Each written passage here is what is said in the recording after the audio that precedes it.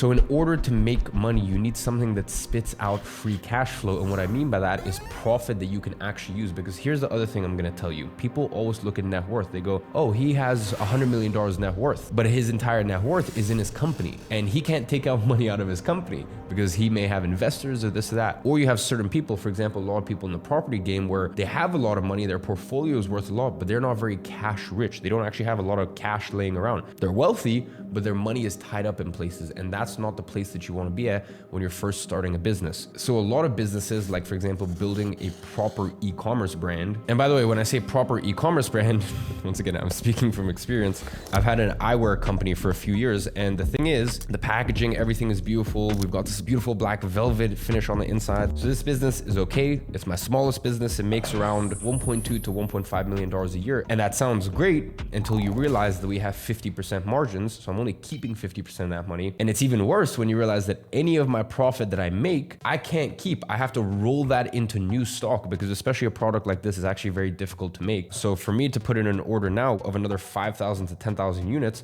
I may only get that in 3, 4, 5 months, depending on the time of the year. So even though someone would look at it and go, that's a $1.5 million a year business at 50% margins, you never actually get to keep that profit because you always have to reinvest into the business. And that is very different to, for example, a service-based business